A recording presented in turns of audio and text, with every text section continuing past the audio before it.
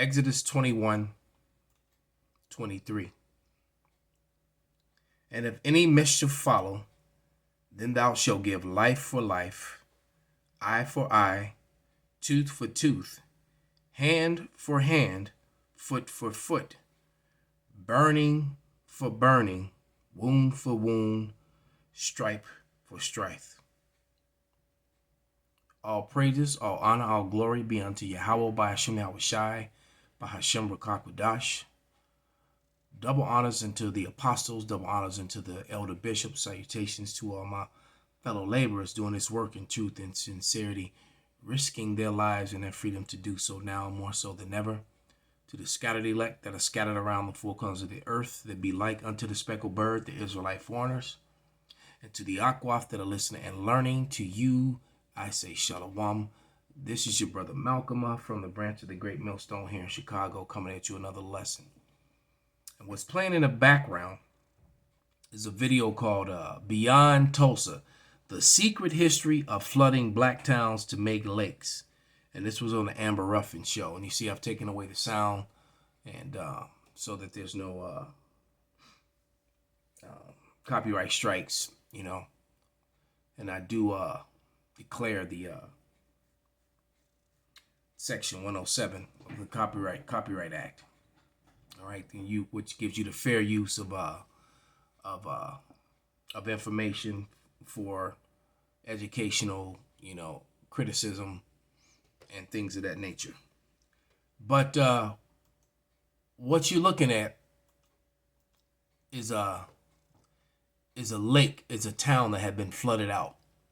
And on these lakes like this, these Edomites, they tube and they water ski and they build up.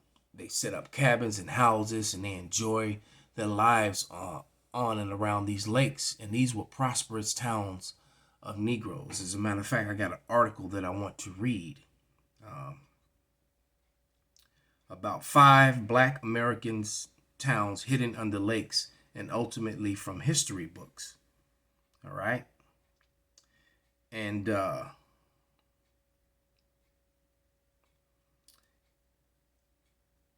this article was put up by Parker Dykett in July 8th, 2021.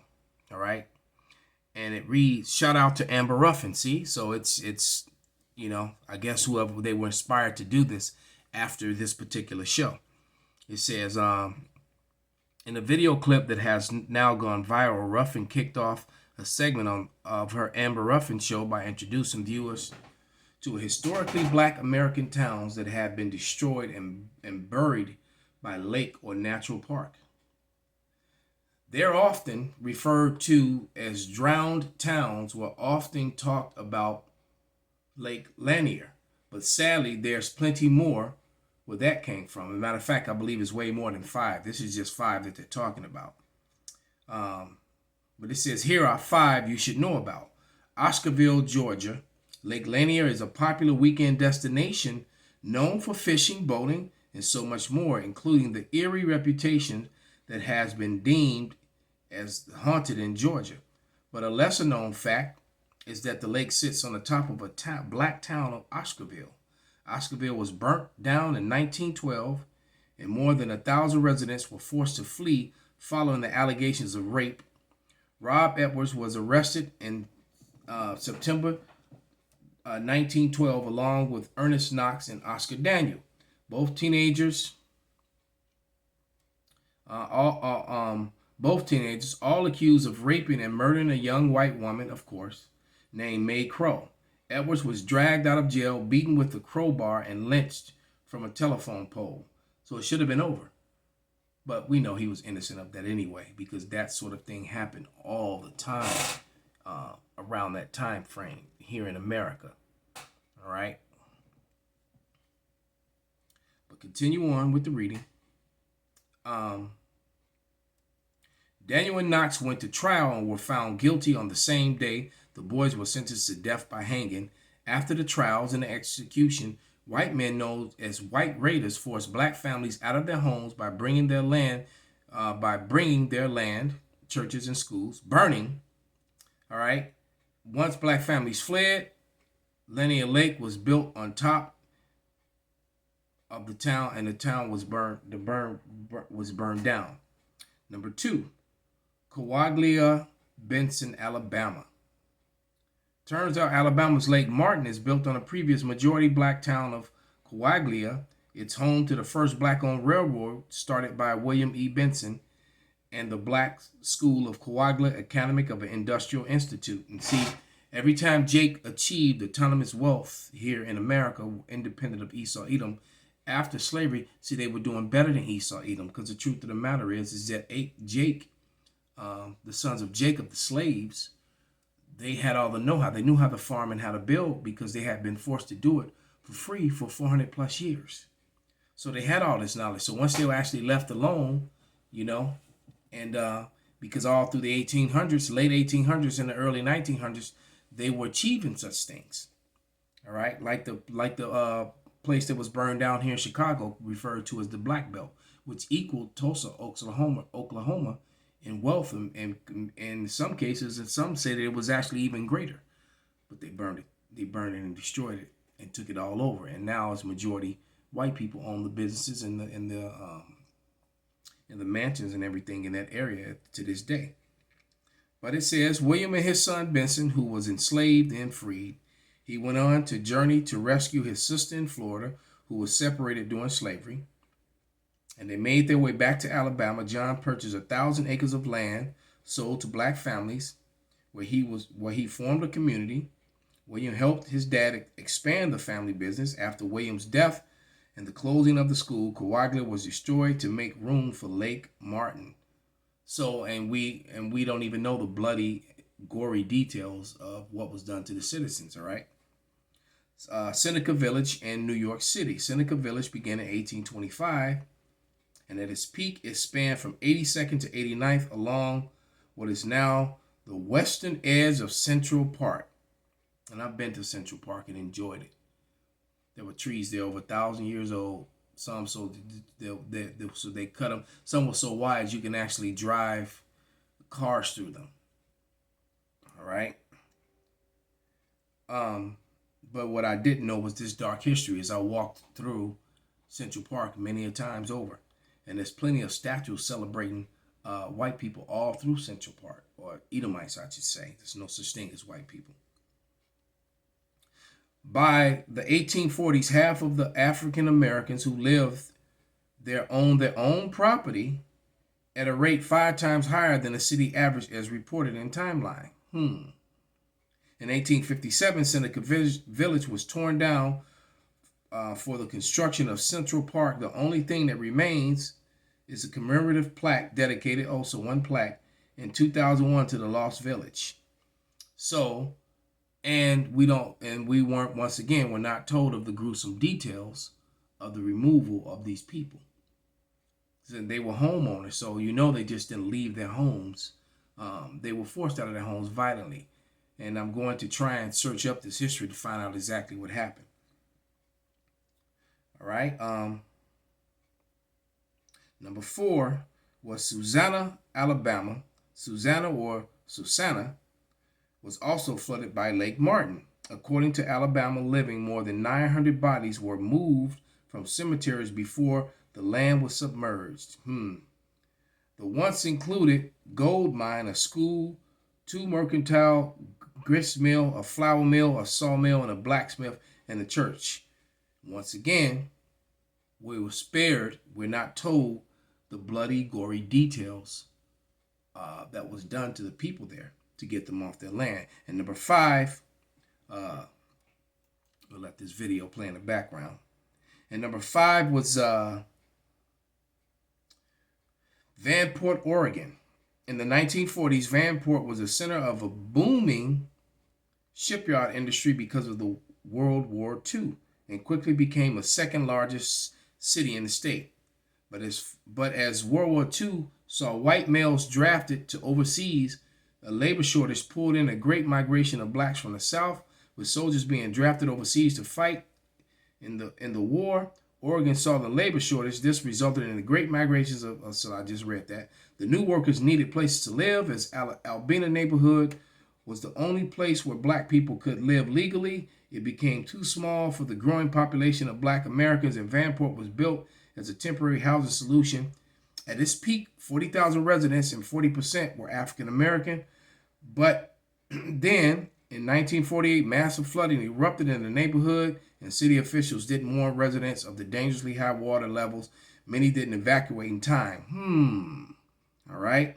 And the town was wiped out within a day. 18,500 families were displaced, more than a third of black Americans. Today, the area is known as Delta Park. And I'm sure that there are homes that all around it, with docks and boats, and they, and they pull their families around to enjoy tubing, water skiing, and fishing, and things of that nature. All right. So there's going to be a payback for this sort of murder and savagery, which has been done, which is something that the Edomites dwell. I mean, not dwell, but dread. They dread this.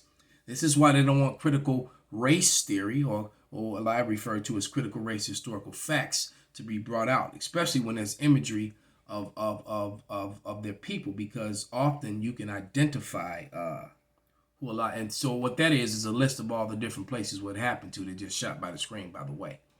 But they don't want their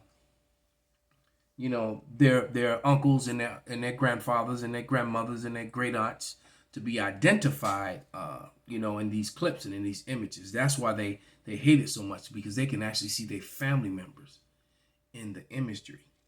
All right. So let's go back to the scriptures and get ready to close this thing up. This is the book of Numbers, because there's only one way to cleanse this problem, to make this problem right, and it's given to you in the book of Numbers, the 35th chapter, the 33rd verse, and it reads, all right, so ye shall not pollute the land wherein ye are, for blood it defileth the land, and the land cannot be cleansed of the blood that is shed therein, but by the blood of him that shed it. So these Edomites, their blood has to be shed to make this right. There is no pulling up your bootstraps or saying, "Oh, forget it, forget over it," or "You weren't there." No, that's why they're complaining of unrighteous fathers.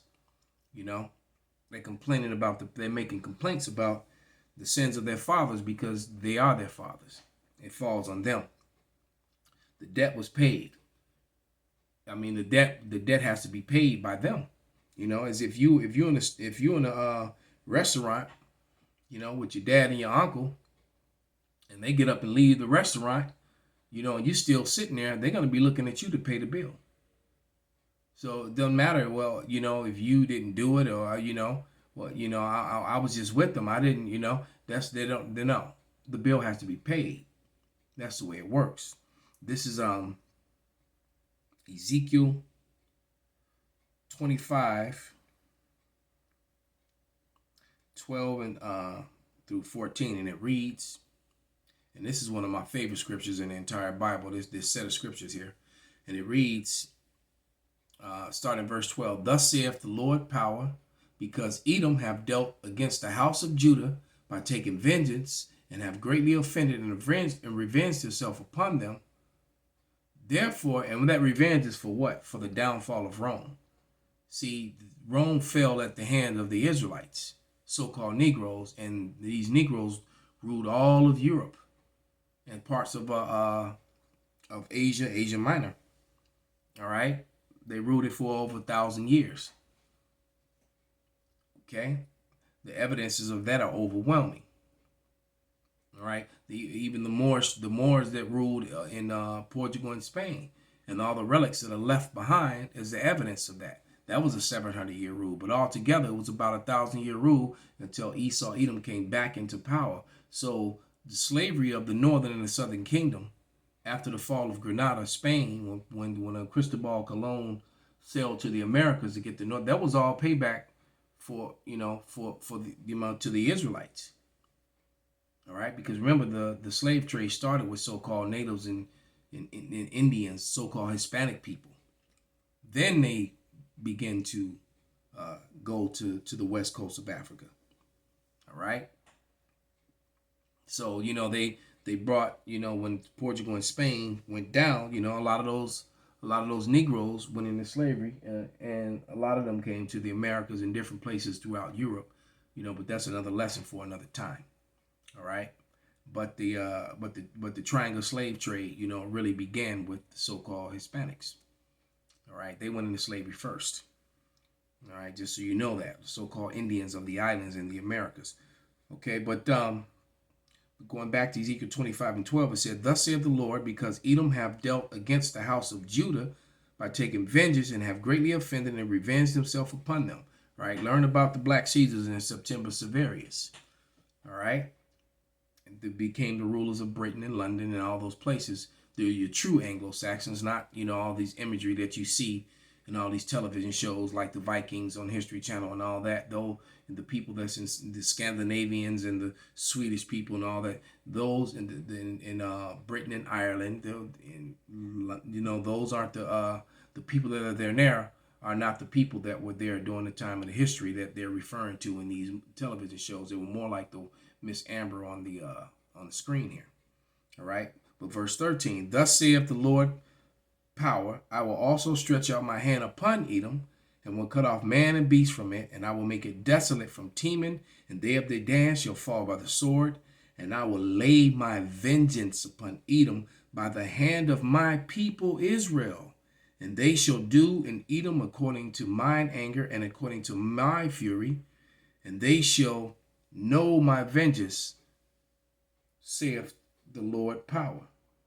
All right. So people always say, or often said, vengeance is the Lord's. He just told you it's through the hand of his people Israel. So life for life, tooth for tooth, stripe for stripe, pain for pain, burning for burning. It all has to happen to the so-called white man, his woman, and his child. With that, I'll give all praises, honor, and glory unto Yahweh, by Hashem, Yahweh Shai, by Hashem, Rakakwadash, Wa Ababa Kwam Yasharala. Shalom.